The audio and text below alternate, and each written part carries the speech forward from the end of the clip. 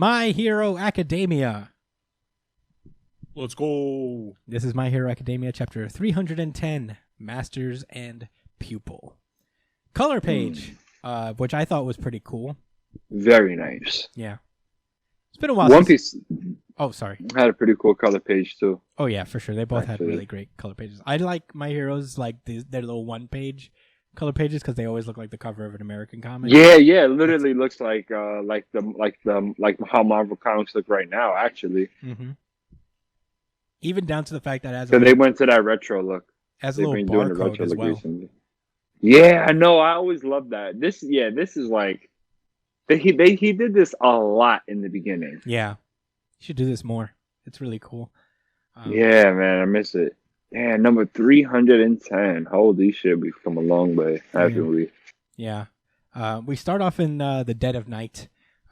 There seems to be a battle going on amongst civilians with their gear, and this one person with some kind of weird fox type quirk, like mythical fox type quirk.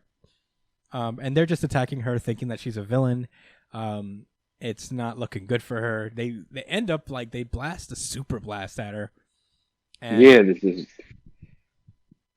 That's when your boy Deku comes through, slides in, and kicks that shit into oblivion.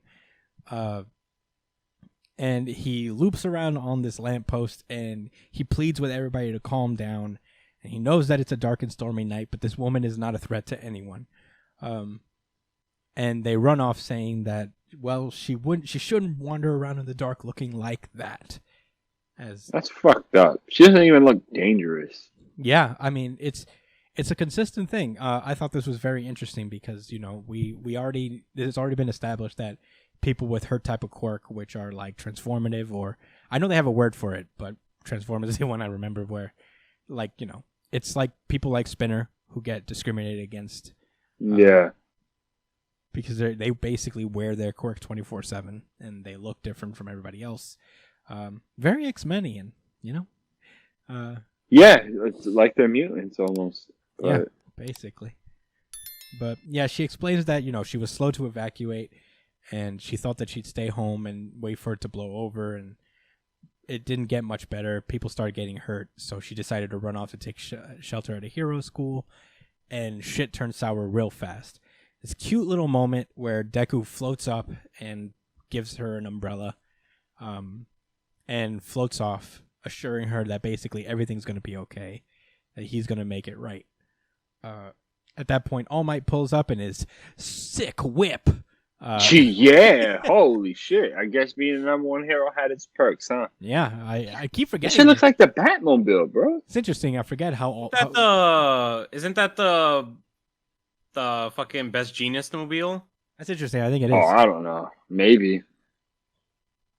Either way. It has fibers in it? It's made out of denim. Oh, wow, is it? Yeah, no, it's not made out of denim. But the seats inside, maybe. Oh, for sure. I got this denim interior. Denim interior. Yeah. Denim on denim. Yeah. I respect it. You think that would be uncomfortable? The denim interior? You can't ever wear white in that car. No. All that blue will rub off. For sure. Yeah. So, as All Might pulls up to help this lady, she gives Deku some ramen, It's like, keep your spirits up. Here's some tonkatsu. And Deku gives him a sweet little thank you with his funny little eyes underneath the scary mask. Underneath the scary, ripped up mask. Yeah. And he goes off to, I guess, this tower in Tokyo where, he gets a visage of Black Whip talking to him. Is like, everything's gone way dark, dude. We're back in the dark times. And he explains that, Yikes. we still don't have any leads on anybody. The authorities don't have the manpower to deal with anybody. And with All for One's quirk planted into Shigaraki, he was too strong for us, even with Aizawa's help. Mm. So yeah, basically Deku's like, unless I draw full power, One for All's full power, I can't stop any of this. And he flashes back into the talk that he had inside the One for All realm. And we cut back to the conversation we were having before, where the original One for All talks to the second and third users as they stand on the wall. Bakugo and Red Riot. Tentatively. Well, guess what? I guess theory probably dispelled because this is probably easily not them. But in any case, he's basically, I implore you, my heroes. He needs your help. And in the meantime, Black Whip yells at Deku to get more familiar with the other quirks, which is probably why he has like a little bit more familiarity with it now and can learn them a little better. He had some time to practice within himself. The third All for One user, One for All user, explains that at the height of, they lived through the shittiest time ever to have in this quirk era, and he had misgivings about their leader, who was the second user. Looks like it. He had misgivings about the future, and he gathered all allies and fought. And it just didn't work out. He just lost so many people in that ensuing battle. He gathered so many people, but it didn't work in the process. Because back in the day, it was way more serious. Like if you fought, it means you either lived or died. So, and now he's like, now you tell us that you want us to devote our efforts to a boy who wants to save our mortal enemy. He feels some kind of way about that. Yeah. Yoichi then mentions like a ridiculous delusion. That's a sad way to see it. Well, then tell me this: knowing that I had ties to your mortal enemy, why did you reach out to me? And we cut over to like kind of a visage of the past, where this door is apparently the door that they found Yoichi in the beginning. So that explains that explains a little bit more of the past, where it looks like Yoichi was holed up in this place, captured by One for All, or All for One, and they, in a mission to raid All for One's place, they found him, and he reached out. So yeah, I mean, Yoichi basically says this is like, you obviously have hope for a peaceful future. You have it in you if you reached out to me. So, help him out. And yeah, he's like, can this boy really bring an end to all of this? And he's basically like, yes, One for All emerged from the will to resist my brother, but the moment you reached out your hand to me was when One for All was truly born. And we cut to the end of the chapter where Deku is standing amongst and eating his bento box, where the other visages of One for All show up and say things are bound to move really quickly from here on out, including the second and the third users. And Deku takes a bite out of his rice ball and says, "Right." That's where the chapter ends. Thoughts, Josh?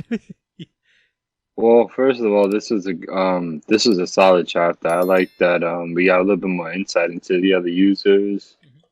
That literally could still be Bakugo. He could have changed his name, and he might be went to the past and he knew to save the first. I'm just saying the theory's still alive. Bakugo. I don't know about Red Riot. That's definitely Bakugo, guys. That's definitely Bakugo. Look at I him. don't know what you guys are on about. Even the way he talks. See, he wasn't ready to just accept it. He does have gauntlets on his arm. And he has the gauntlets. Honestly, that just solidifies it. I know the second guy isn't Kirishima, though. It can't be. I don't think it's Kirishima. No, that's definitely Kirishima, dude. He doesn't have the sharp teeth. You think so? Right. He just changed his hairstyle. Yeah, he just definitely changed his hairstyle. He doesn't have sharp teeth. Maybe he just flattened his teeth out for the time travel, so nobody would really know it's him. Well, when Midoriya unlocks the new abilities in the next chapter that comes out, both at the same time, and masters them within one chapter, and then moves on to the next epic fight, we're gonna be able to see for sure what the quirks are, whether he passes down, and obviously, when he's shooting out explosions and he's hardening, we're gonna know that the theory is correct. I'm willing to see where it goes. I'm willing to see if he actually does all of that in one single chapter. I just feel like we joke all the time about saying, oh, these guys are listening to the podcast, right? Like these authors, like, yeah, okay, sure. But I feel like, I don't know, I felt spited on this last page. I felt like this author was being petty and shice to me directly. Well, how so? Now, but well, they said things are bound to move more quickly from here on out. he's just pressing your buttons in all the wrong So ways. one must ask, how do you move faster than the speed of light? We're going to find out in 2 weeks. Yeah. I mean, I don't know. Now let me stop. I love this chapter, and I'm actually really excited to see what these 2 quirks are, and I really hope he doesn't learn them in one chapter. I'm sure he'll display them in one chapter. I don't think he has like 100% mastery out of most of them. I would say maybe he has like Black Whip pretty down pat. I want him to learn these new ones as he's fighting new guys. I kind of want him to train a little bit and then learn on the fly as well, right? Mm-hmm. I think at least the leader's quirk is probably going to be more. It probably lends itself more to combat. It's probably not just going to be like a regular utility. It's his explosive quirk. It's Bakugo. Remember? Yes, we know it's going to be an offensive quirk for sure, a combat-based one, since that is Bakugo. Yes, and we know his quirk is confirmed already. Kirishima's, on the other hand, can technically count as support. Yeah. I don't know. It'll be interesting to see. I thought this had like a lot of like little cute moments. I really liked that part in the beginning. It was nice, you know? That little part with the umbrella, well, it was like a little heartwarming moment for me.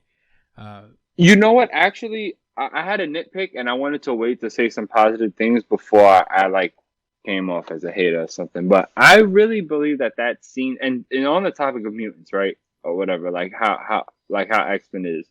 I think that scene would have been a lot more effective if they made it like a scary, like a wolf looking person. Like that was like a obviously harmless looking, you know what I'm saying, like person, at least from our point of view. I think it would have been more effective had it been someone that actually looked scary and Midoriya was able to come in and save. And maybe even if he looked and said, oh man, looks like it's about to be a big fight, and then kind of like broke it up anyway, and you know, seen that they were mistaken because he looks a certain.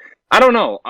I guess that perhaps that's a little cliche, but I feel like it's just super relevant, and it's a message that still needs to be said today in this day and age. Yeah, I feel like things may appear a certain way, but you have to use caution and think. I feel like she'll come back. There's a lot of thought put into her design. I'm not saying that she'll be like a super relevant character or anything, but I feel like this won't be the last we see of her. Yeah. And I don't think that this scene shows up because it won't have any, I guess, precedence over the future. I guess this is more to press that, like, it's gotten even worse. Like when the chip goes down and society crumbles, do people's biases extend further? And like, how much stronger do those biases become? It's an interesting display, a little building on the idea that was presented with Spinner. But no, yeah, you can. I think you have a point where, conversely, you could say that even in her like maybe he exaggerated how harmless she appeared to show how bad things are right now. Like that's how they're just that hostile. Yeah, that they see anybody, and the people, and they are, these are people using equipment, which means that they're quirkless. So it's just an easy target for someone that obviously has a quirk where they don't. So you're right, and so I guess that was effective. That was well thought, bro. Yeah. Lots of little subtle things. My Hero Academia, I feel like, is in a very building period right now. Well, as a few series are, in all honesty. But yeah, I'm excited to see where it goes. It sucks that manga's gonna be off next week, because everything's been like pretty consistently good over the last couple weeks at least.